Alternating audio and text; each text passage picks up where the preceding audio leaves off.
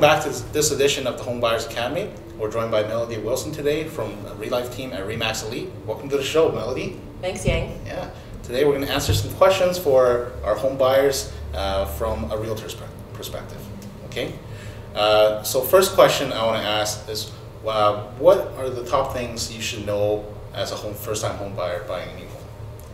So I have 5 things that you might want to take down as a note.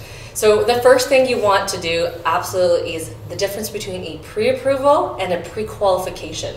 So a lot of people think, okay, I want to buy a house, I'm going to run into a show home, I'm going to go talk to a realtor and look at a house. But the biggest thing is you need to talk to a mortgage broker, a bank. You need to understand what you're actually qualified for. Those mortgage calculators on the internet, they're fun.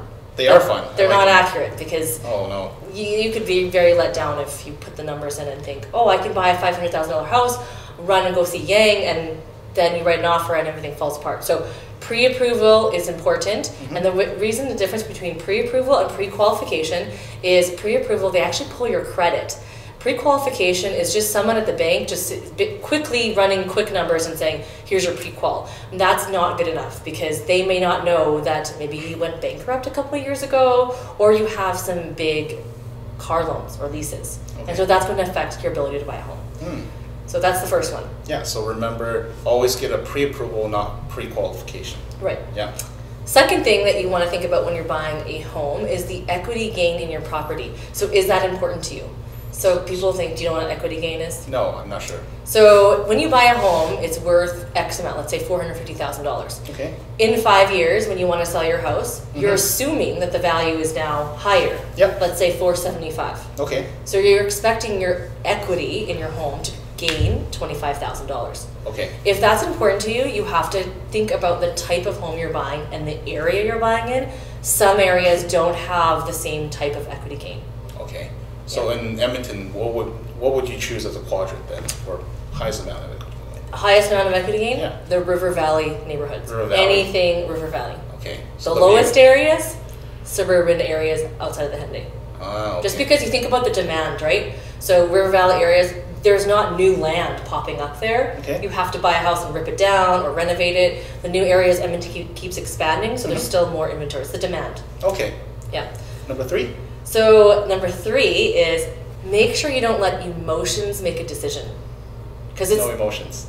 Wow. This is why it's so important to have a realtor working on your side, because we're here to kind of help balance out what you want, what you need, and making sure you make a decision not based on just what you love. Because sometimes what you love, let's say you're like, oh, I love this home, it's got so many upgrades, blah, blah, blah, but it backs onto the Anthony Henday. And some people think, well, I can afford it, so that's why I'm going to do it. But that's letting your emotions make a decision, and that's not always a good thing when you're buying a house. Okay. You ideally want to stay in your home for at least 5 years. Yep. Because if not, your equity falls down and then you're losing money when you sell. And like a quick note, when you're in a declining market like we are right now, 5 years is not necessarily long enough to stay in your home to actually gain value. So you got to think a little bit long term. Okay. Yeah.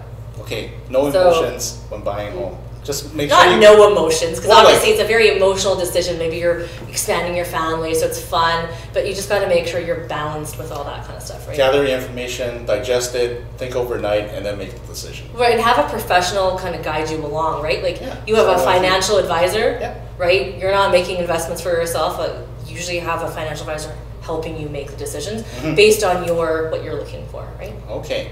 So fourth thing is, as a first-time home buyer, did you know you can access your RRSP for down payment? Yep. So that's a big thing. Yeah, There's also usually incentives. It always changes depending on government, but there are also some other incentives as first-time home buyers as well.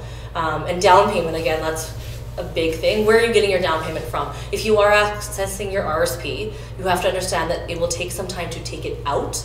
So in terms of the timeline of buying a home, if you're getting a gift from your family, cannot be a friend. It has to actually be a family member. Family member. Yeah. Blood related. Yes, that's a government rule. That's nothing that can be done about that. So just knowing where your down payment is coming from and making sure it's accessible. There's a lot of little nitpicky things about that too, because mortgage rules have just gotten really strict. But as a first-time home buyer, make sure you know where your down payment is coming from before you start your search. Okay. So, and then number 5, I think is pretty important, right? Yeah, number 5 is my favorite. So you signed off, you bought a home, let's say you're building with Sterling, or you've bought a resale home, and you've removed conditions, so it's sold now. Now does not mean from now until possession, let's say 3 months or 2 months or a month from now, is the time to go buy a new car and get car leases or go get furniture on credit. Now you can buy furniture if it's all cash, you know, but if you're putting credit, that is not a good thing.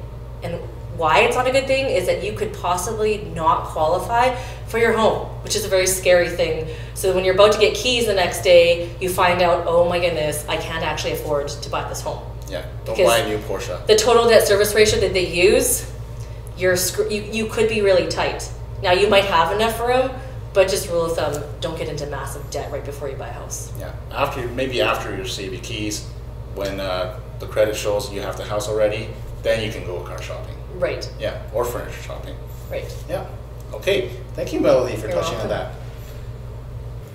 Thank you so much for tuning into this episode of the Home Buyers Academy presented by Sterling Homes. Don't forget to subscribe below and click on that bell button so you get a notification for every time we post a new video. Thank you.